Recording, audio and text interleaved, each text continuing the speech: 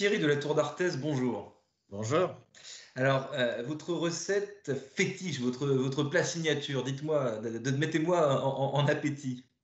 Ah bah forcément, une recette de Chef Club, puisqu'on vient de rentrer au capital de cette très belle société qui fait des recettes. Alors celle que j'aime bien, c'est la fondue au camembert. Donc on prend quatre camemberts, on retire le haut et le bas pour trois d'entre eux, que le haut pour le quatrième, dans un petit socle. On les met ensemble, ça fait un cylindre, on met tout ça dans une pâte, pour une pâte à pizza. On ferme bien, on met ça au four pendant 1 heure et ensuite on ouvre et on retire la croûte en haut et ça fait une très très bonne fondue au camembert avec on met des petites pommes de terre. C'est très bon. Il faut mettre camembert bien sûr, hein.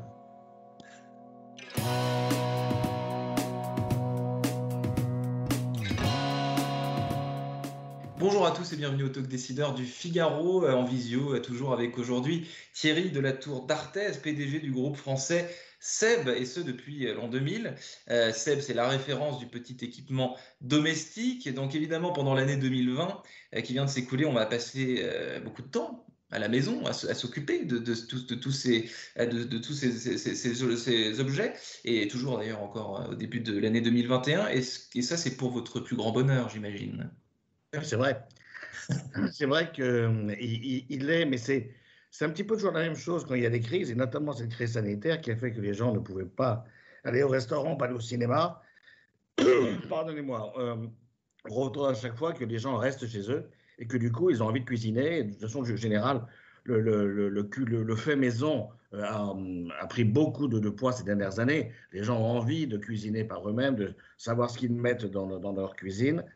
Donc oui, c'est vrai que pour nous, c'était très favorable parce que les gens se sont rués sur les appareils de petits électroménagers, culinaires bien sûr, même la yaourtière qui a retrouvé ses lettres de noblesse, mais également d'ailleurs dans tout ce qui concerne la personne physique, l'attirance physique, donc les rasoirs, les choses pour se raser la barbe, pour se couper la barbe, et puis également tout ce qui est aspirateur pour l'entretien de la maison.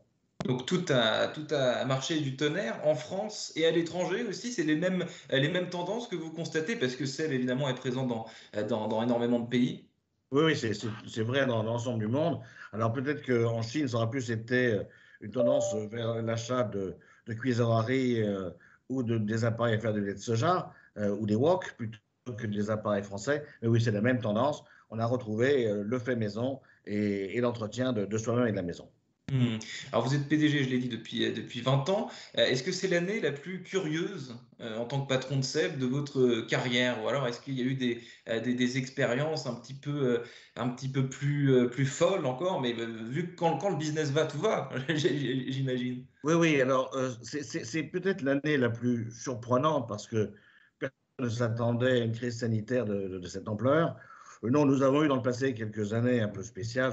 Pense notamment à 2004 où nous avons vu apparaître en Europe des produits d'entrée de gamme à 5 euros alors que le prix juste avant était à 20 euros. Donc, vous voyez, ça c'était des chocs qui étaient aussi extrêmement importants pour nous. Donc, les crises, on en a eu quelques-unes, on a l'habitude. Moi, ça fait effectivement 22 ans. Donc, on essaye de s'en sortir, mais on sait que les crises reviennent toujours. Donc, il faut être toujours en alerte. 22 ans, pardon, et pas 20, vous, votre dada, Thierry de la Tour d'Arthez, c'est l'innovation. Comment est-ce qu'on innove sur ce secteur du petit électroménager? J'imagine qu'on a une veille assez méticuleuse de ce qui se fait à l'étranger, où vous évoquez la Chine. J'imagine que vous avez des yeux à peu près partout pour pas rater, pour ne rien rater, quoi. Alors, je crois que vous avez raison. Et c'est la chance d'être un groupe international, puisque nous avons des implantations dans l'ensemble des pays du monde, et ça nous permet de croiser des expériences de consommateurs, puisqu'on voit de plus en plus que les gens sont friands de changer un petit peu d'alimentation et d'aller vers celle des autres. Mais je crois que ça va au-delà de ça. C'est de regarder un petit peu les tendances fortes de la société qui évoluent. On voit bien aujourd'hui que les millennials ne réagissent pas comme leurs parents. On voit très bien qu'il y a, on appelle la silver economy, donc des besoins liés au vieillissement de la population, liés au handicap. Donc, je crois que notre métier, c'est d'observer toutes ces micro-tendances, de les regarder, de se demander qu'est-ce que ça veut dire comme besoin. Et puis, en parallèle, de regarder un petit peu toutes les technologies, l'évolution des technologies, les batteries par exemple, et se dire comment je vais pouvoir transformer les produits avec ces nouvelles tendances, ces nouveautés technologiques. C'est pour ça que nous prenons beaucoup de participation dans des startups très technologiques. C'est pour justement pouvoir prendre ces technos et les mettre dans des nouveaux produits. Dont celle que vous avez, dont l'entreprise que vous avez citée en début d'émission, Chef Club, c'est ça? Oui, un chef club, c'est effectivement typiquement ce que nous aimons faire. Parce que vous savez, quand on fait 7 milliards, qu'on a 35 000 personnes, on peut avoir tendance à ronronner et ne pas toujours se remettre en question. Et je pense qu'on a, les grands groupes, on a beaucoup à apprendre des startups, d'un fonctionnement extrêmement agile, tout remettre en cause, aucun principe qui ne soit, qu'on ne puisse pas rediscuter. Et Chef Club en est un. Storebank, une société qu'on a rachetée aux États-Unis, qui est une petite aussi start-up, mais qui fait déjà 120 millions de dollars et qui grandit très vite, qui a comme principe de travailler avec les communautés pour créer des produits. Je crois que tout ça, ça doit nous alerter. Tout change et il faut s'adapter. Ouais, les communautés, c'est super important pour flairer ce qui change et dans quel sens va la société. J'ai lu dans un article qui vous est consacré, Thierry de la Tour d'Artaise, en 2010, dans le magazine Capital, que vous n'aimez pas, apparemment, parler de vous. Est-ce que vous trouvez que patron, ça ne devrait pas rimer avec starification? Parce qu'aujourd'hui, quand on regarde les réseaux sociaux, le web, il y a beaucoup de patrons qui se comportent comme des people, finalement. Ouais. Bah, c'est pas mon truc, moi, pour être tout à fait honnête. Donc, non, oui, je pense que le patron, il est là pour essayer de tracer la voie pour l'entreprise et peut-être, oui, montrer le pont et le traverser et inciter les collaborateurs à le faire. Je crois que ça s'arrête là et puis à réfléchir et puis attirer les équipes mais pas à se mettre en avant. En tout cas, c'est pas tellement ce que j'aime faire. Donc vous n'êtes pas un patron star. Toujours dans ce même papier de Capital qui est vraiment, j'ai trouvé excellent, on apprend aussi que vous ne vous laissez pas avoir par les modes, les tendances managériales, les anglicismes. Je pense au développement personnel, à ces choses-là. Est-ce que vous me confirmez ça déjà? Et ensuite, votre style de management à vous, c'est quoi?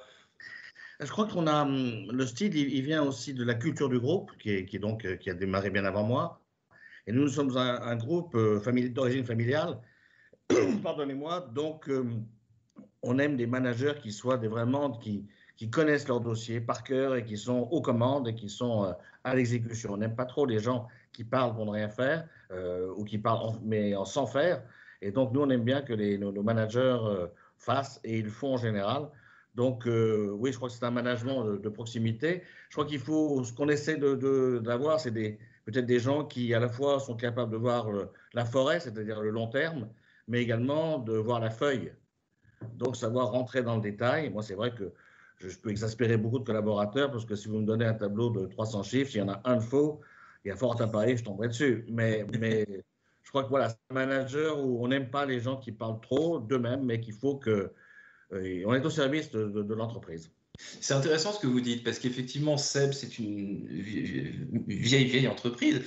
Et donc, si on compare ça avec une start-up qui vient de naître, la start-up, elle n'a pas forcément justement ce passé qui donne confiance, cette histoire. Et donc, aujourd'hui, où on parle tout le temps de quête de sens et toutes ces choses-là, on est tenté de vouloir s'approprier tout un tas de cultures, tout un tas de mots qui finalement veulent pas dire grand-chose. Vous avez un socle historique, vous avez une histoire, quoi. Oui, on a une histoire que je trouve très belle d'ailleurs, parce qu'on démarre par un rétameur dans les années 1850 et on est aujourd'hui un groupe sans fierté, avec fierté ici, mais sans arrogance, qui a 35 000 collaborateurs. Donc je crois que c'est une force que ressentent tous nos collaborateurs. Ce sont et peut-être que ça a construit, ce sont des valeurs au fur et à mesure. Et ce qui m'amuse, moi, c'est que quand je regarde les valeurs qui avaient été écrites par nos refondateurs en 1945, aujourd'hui sont les mêmes.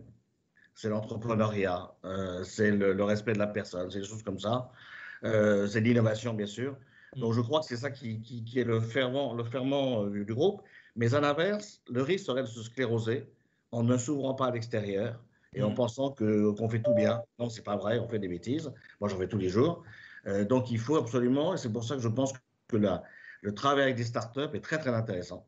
Et ça nous secoue et j'espère qu'on continuera à prendre. On a, je crois, aujourd'hui une vingtaine de participations dans des startups et ça nous fait beaucoup de bien. Hmm. Merci infiniment Thierry de la Tour d'Arthez, PDG du groupe SEB, d'avoir répondu à mes questions pour le talk décideur du Figaro. Je vous souhaite une excellente fin de journée et j'essaie dès ce soir la fondue au camembert, c'est une promesse, je le fais solennellement. Merci beaucoup.